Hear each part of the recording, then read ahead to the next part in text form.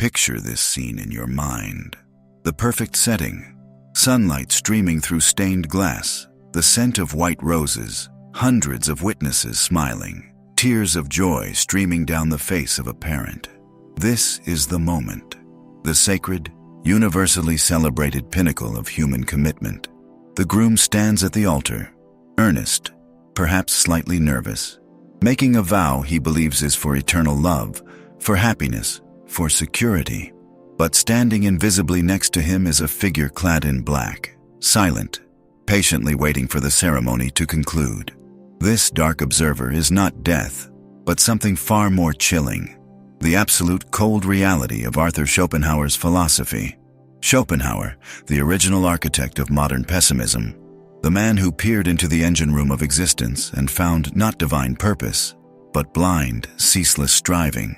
I declared that every single wedding reception hides a funeral. It is not the funeral of a relationship, but the solemn burial of the individual's highest, most dangerous potential, the death of the self, sacrificed on the altar of species survival. This is the hidden truth about the contract you call marriage. It is a beautiful lie, meticulously crafted by nature to ensure its own continuity, completely indifferent to your personal fulfillment or happiness. Stay with me, because we are about to peel back the shimmering veil of societal romance and expose the brutal, mechanical reality of the will, the blind force that uses your most intimate feelings against you.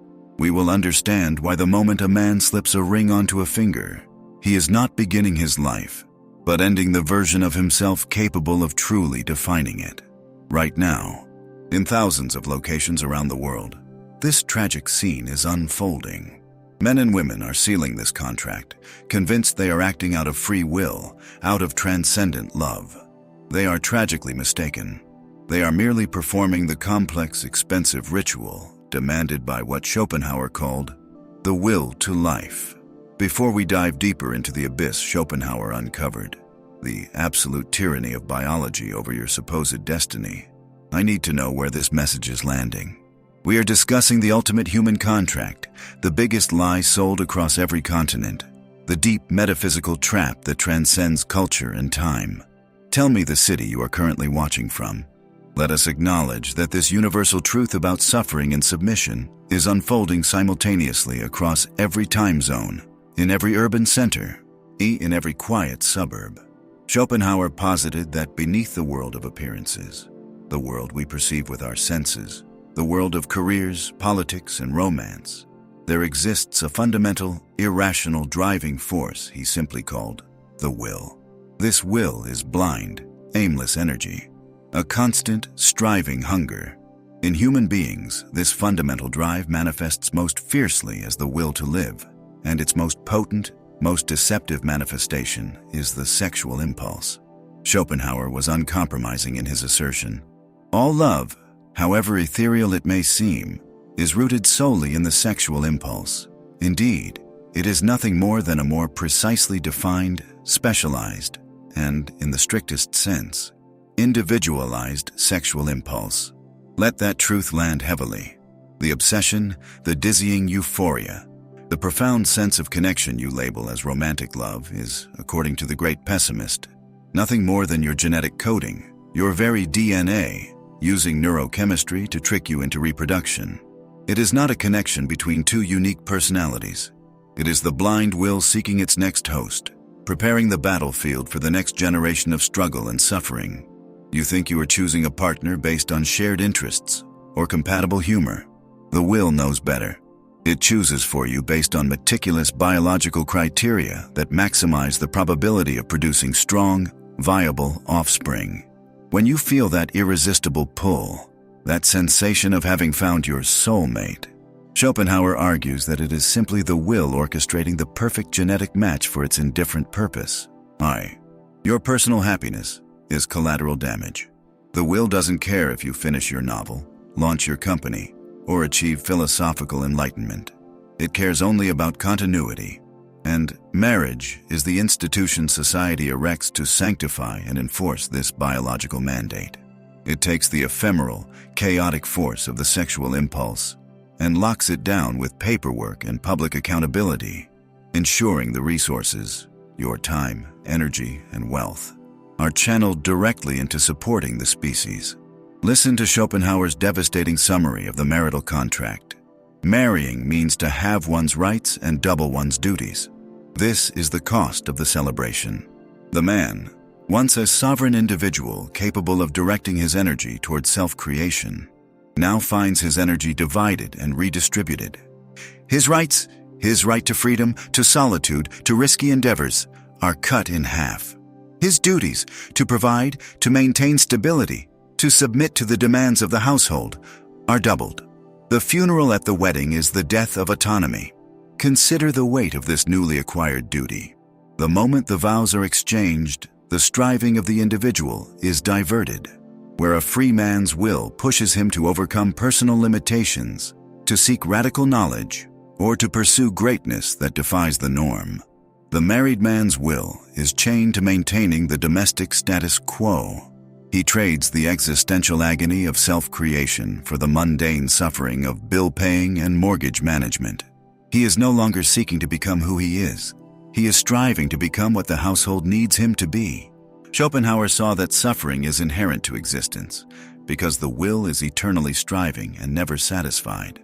Marriage doesn't eliminate suffering. It merely transforms the nature of that suffering. The bachelor suffers from isolation, existential doubt, and the challenge of navigating the world alone. The married man suffers from responsibility, resentment, obligation, and the profound, silent regret of paths not taken. The second type of suffering is often deeper because it is self-imposed and celebrated by the very society that demands it. Furthermore, Schopenhauer observed the profound psychological manipulation inherent in this system. He noted that the will often uses the female form, specifically beauty, as its primary bait. He wrote, "Nature has given women one special weapon for gaining mastery over men, which is beauty." This isn't misogyny. It's Schopenhauer's diagnosis of a biological power imbalance designed to serve the will.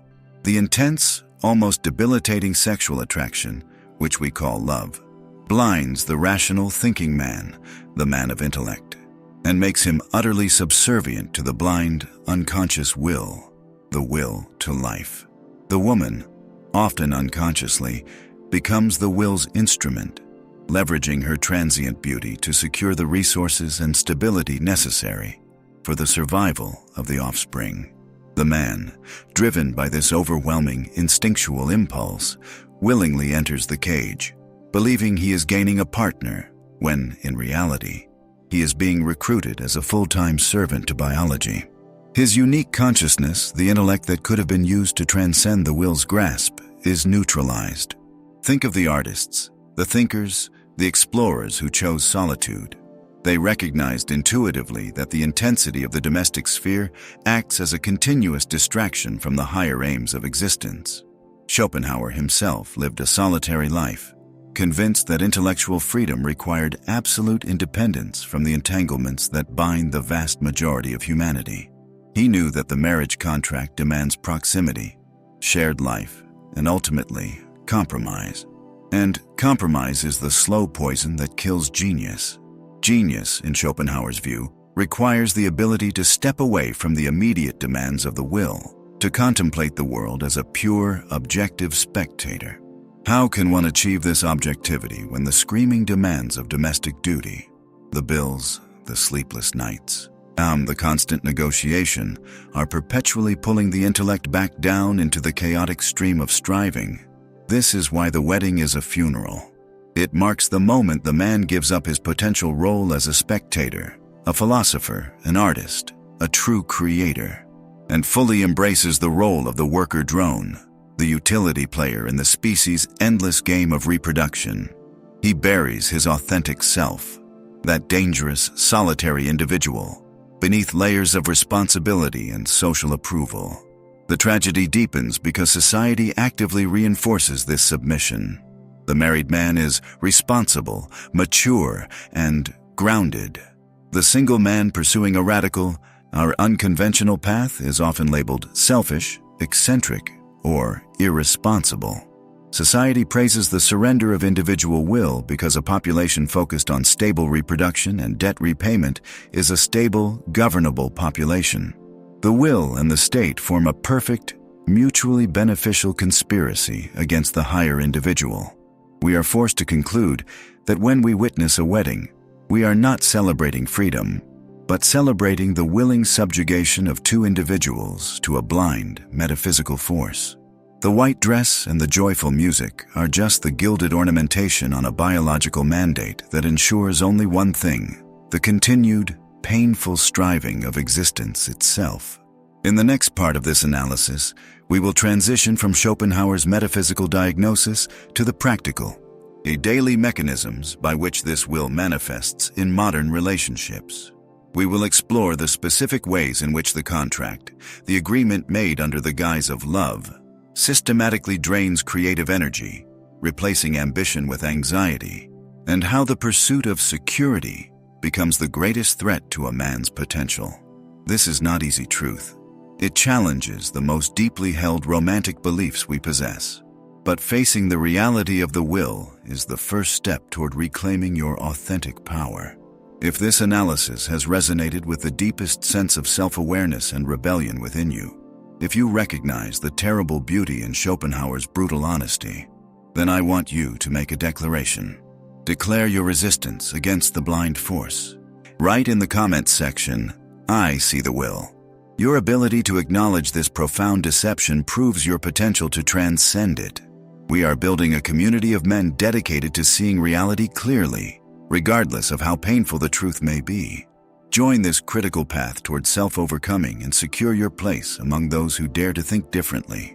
Hit the like button on this video to amplify this necessary message.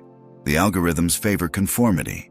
Your like is an act of rebellion, ensuring this truth reaches others ready to question the established script. And finally, do not step away now. We have only established the foundation of the funeral, the biological premise.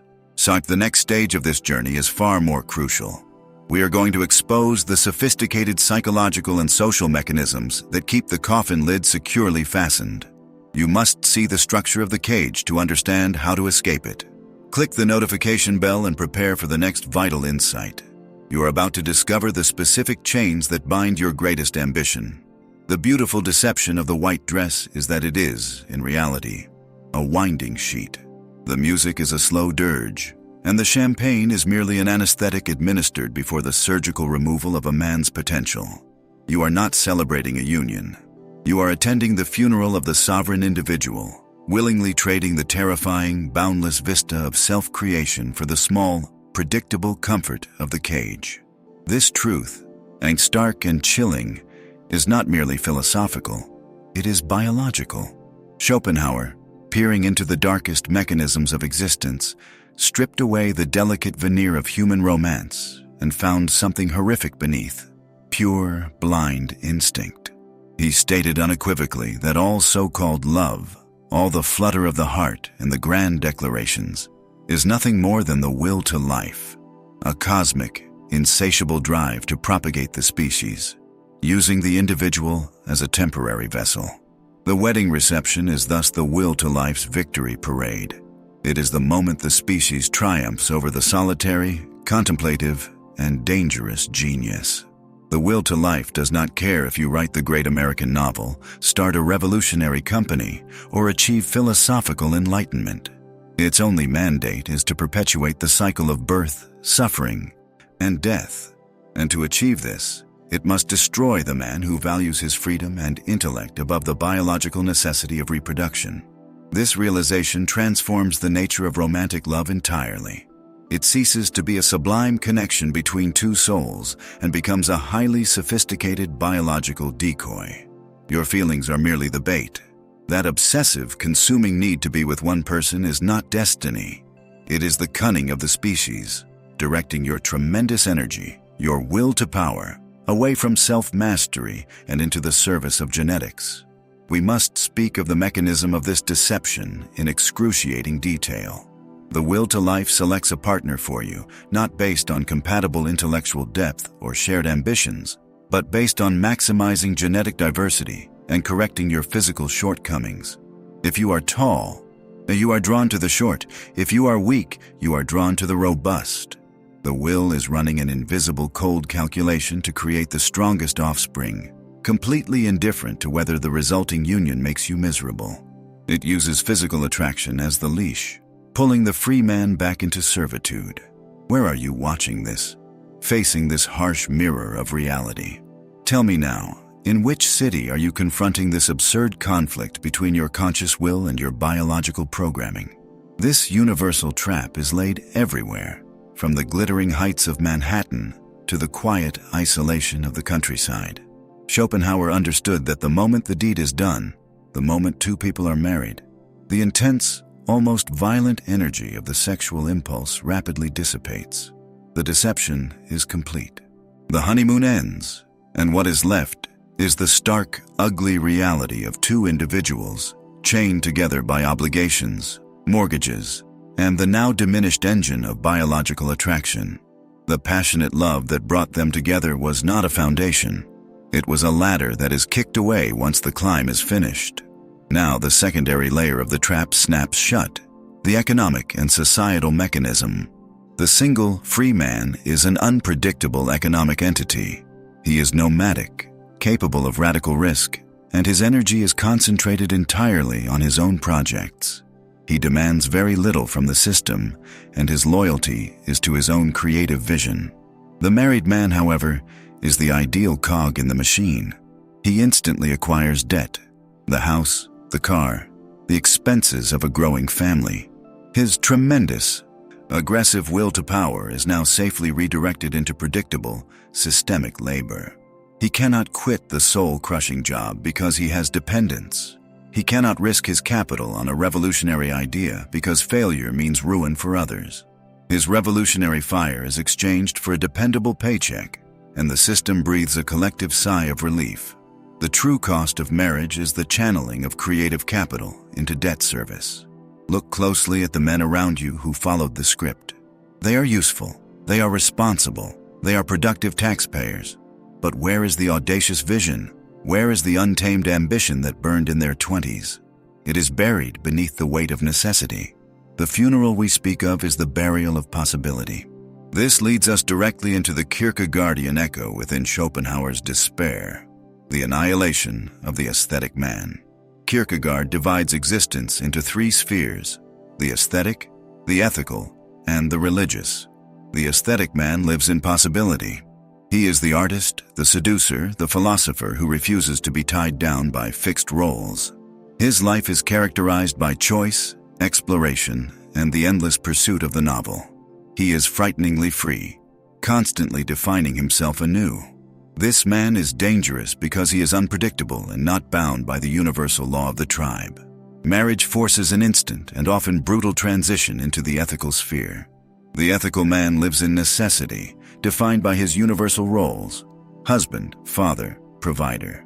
He exchanges infinite possibility for finite defined duties.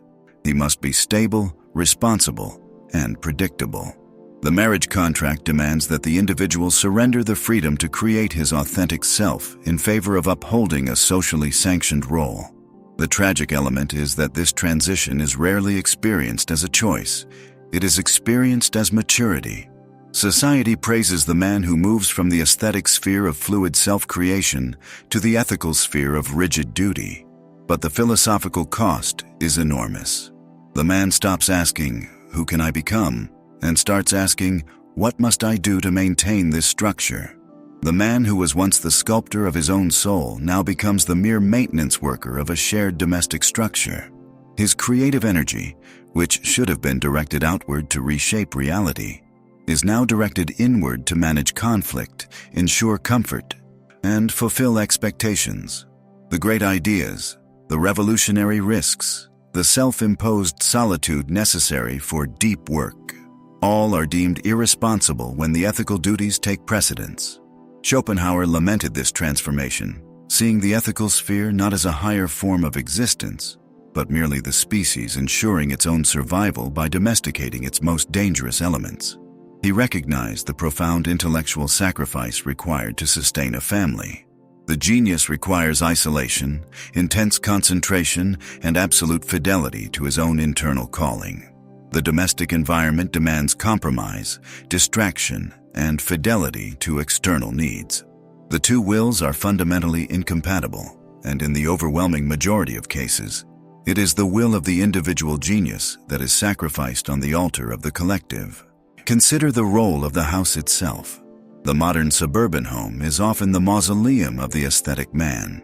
It is a massive financial anchor that requires decades of predictable labor. The ownership of the home is frequently cited as the ultimate sign of responsibility and settling down. Yet, it is the material embodiment of the cage.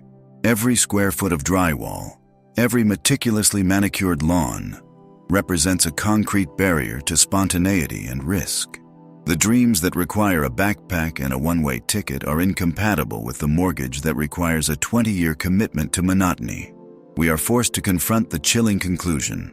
The wedding is the moment the dangerous man agrees to become safe. He accepts the burden of utility, sacrificing his potential greatness for the guarantee of comfort and social acceptance. He is not celebrated for what he is, but for the role he has agreed to play.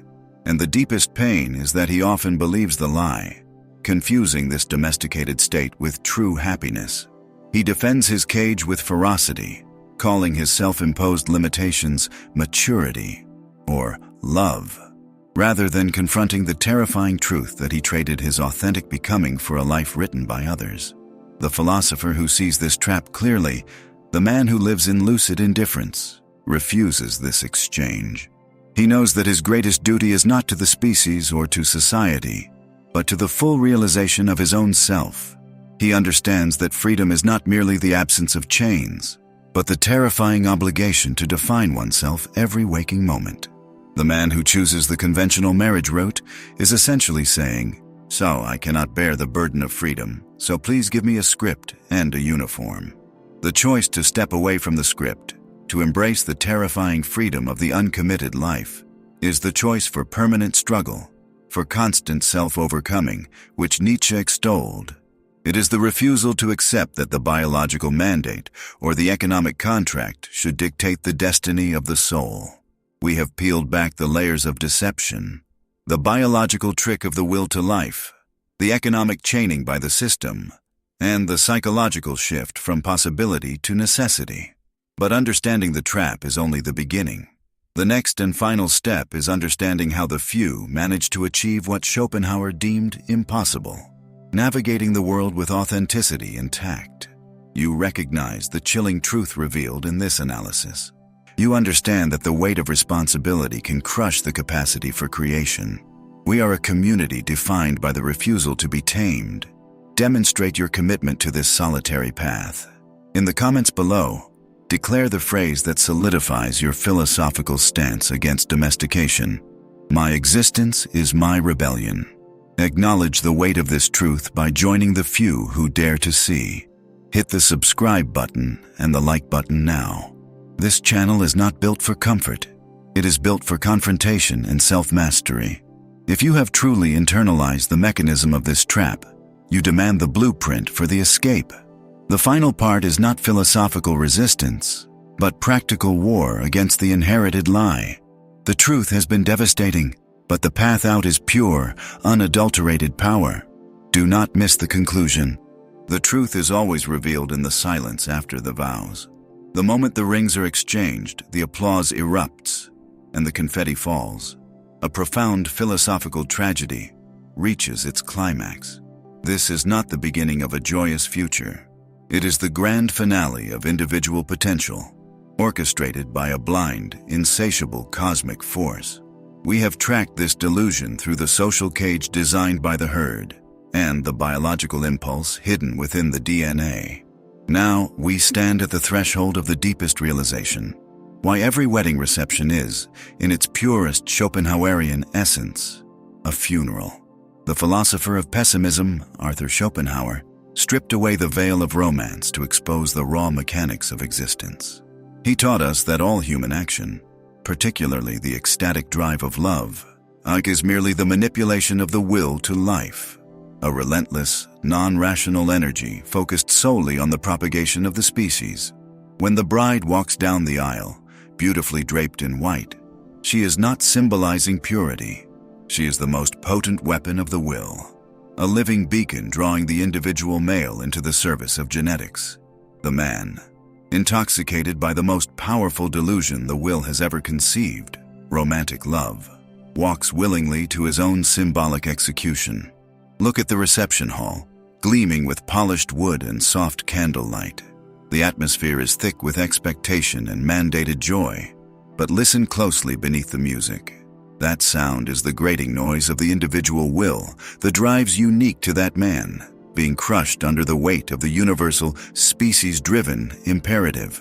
The will to life does not care about your dreams, your empire building, your artistic pursuits, or your pursuit of the higher self. It cares only about the continuity of the chain. And the wedding, the ceremony, is the public acknowledgement that the individual has surrendered his unique trajectory to become a mere link in that chain. This is the funeral of autonomy. Schopenhauer's brutality lies in his clarity. He wrote that the object of the entire spectacle, the frantic striving, the obsessive wooing, the colossal expense of the wedding, is merely the procreation of the next generation.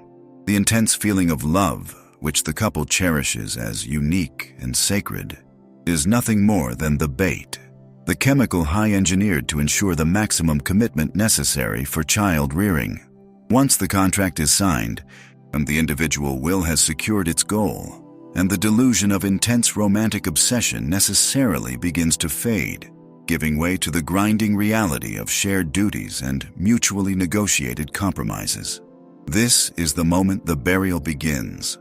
What is buried? It is the dangerous self-defining pursuit that Nietzsche celebrated. The man who was once a threat to convention, capable of generating his own values and building worlds, is now tethered by obligations that are not his own. His energy, previously channeled into overcoming the limitations of his own nature, is now rerouted into maintenance. Maintaining the mortgage, maintaining the social facade, maintaining the fragile happiness necessary to keep the children sheltered. The guests raise their glasses, now toasting to happiness. But Schopenhauer understood that happiness is a negative state. It is merely the momentary cessation of pain or desire. The human condition is characterized by perpetual striving and inherent suffering. To seek absolute, permanent happiness in marriage is to attempt to cage the universe. When the initial sexual drive that powered the delusion subsides, what is left is the inescapable reality of the will's indifference to individual comfort, resulting in pervasive boredom, resentment, or worse, a silent, mutual resignation. The coffin, then, is lined with complacency. Consider the wedding cake, a masterpiece of confectionery art. This is the sweet lie. It is the visual representation of the promised bliss, but it is fundamentally ephemeral. The real weight of the relationship is the dense, now unleavened reality of two distinct individuals who were only momentarily aligned by the reproductive impulse, now struggling to share a finite space. The funeral of the individual self is celebrated with this feast of momentary indulgence, an act of communal sedative before the long, silent march toward inevitable disappointment and stasis. This concept leads us to the terrible paradox. The individual, desperate to escape the terror of isolation and the responsibility of radical freedom, as Sartre warned, voluntarily accepts a prison built of conventional approval. The wedding ring, intended as a symbol of unity, is truly the physical manifestation of the shackles he has chosen. He is no longer free to become. He must now be what the contract demands: husband, provider, stable element. The dangerous, chaotic, creative spark is extinguished beneath the heavy, comfortable blanket of duty. We must now confront the ultimate consequence of this surrender. The man who chooses the conventional path, the universally approved existence, is choosing to live a life that is exchangeable. His narrative becomes identical to millions of others: meet, marry, reproduce, retire. He fails to realize what the great philosophers understood, that the only path to meaningful existence is the path that is entirely unique and self-created. By signing the marriage papers, he effectively signs a disclaimer: stating that his unique potential was secondary to the biological demands of the species. This is why Nietzsche's philosophy is the eulogy read at this hidden burial. Nietzsche called for the Übermensch, the overman, as the individual who overcomes his base nature and existing moralities to create his own purpose. The married man, living under the herd's morality, actively abandons this project. The will to life triumphs, and the will to power, the drive to self-creation, suffers a mortal wound. The man is not dead, but the possibility of his greatness, his singular contribution to existence, has been permanently interred beneath the white lace and expensive flowers. The true moment of terror is when the man, perhaps years later, looks in the mirror and recognizes the stranger staring back, the man whose dreams were not lost in a dramatic failure, but merely dissolved by thousands of tiny, necessary compromises. That realization, the recognition that he traded the agonizing beauty of authentic struggle for the anesthetized comfort of conformity, is the final shovel of dirt on the coffin. We have traveled through the 3 stages of this philosophical trap: the societal control of Nietzsche, the biological manipulation of Schopenhauer, and the existential failure of authentic choice. The conclusion is stark and uncompromising. The institution of conventional marriage, when entered into primarily through the lens of romantic delusion and species imperative, ensures the funeral of the dangerous, self-defining individual. The path of the authentic self demands brutal clarity and the strength to endure isolation. It demands the rejection of easy answers and the courage to look the absurdity of existence in the eye, without running toward the comforting fiction of the shared script. You are now armed with the vision of Schopenhauer. You know the true cost of the will's manipulation. The blind drive of existence has shown its hand. You now stand at a crucial point of reckoning. You know the price of belonging. You understand the profound truth that the only way to honor your individual existence is to choose becoming over safety, creation over comfort. It is time to decide where you stand. The philosophers have laid out the terms of engagement. They chose the painful, isolated path of creation and truth. We know the pressure exerted by the herd is immense, but the silence of conformity is deafening. There are those of us who see through the veneer, who reject the champagne toast as a salute to self-destruction. We are few, and we must identify ourselves. Right now, in the comments below, state your position clearly and unequivocally. I want to see how many people choose reality over the illusion. Write this exact phrase in the comments right now. I choose the will to power. You have recognized the greatest lie. You have gained the clarity necessary to resist the programming. This understanding is invaluable. Show your commitment to the journey of authentic selfhood and join the community of men dedicated to seeing reality, not just the comfortable stories we are told. Subscribe to this channel now. Hit the like button to amplify this essential truth, ensuring this philosophy reaches the men who desperately need this revelation. But be warned, knowing the truth is only the beginning. The trap of the herd is multifaceted, and the will to life has backup plans. Marriage is merely the first gate. There are other institutions, other comfortable lies, waiting to neutralize your potential. Designed to turn your power into passivity. You must be ready to identify every single one of them. In the next video, we dissect the ultimate mechanism of societal domestication, the one system that guarantees your compliance and guarantees your chains. Stay tuned. Your ultimate liberation depends on understanding the traps that remain unseen.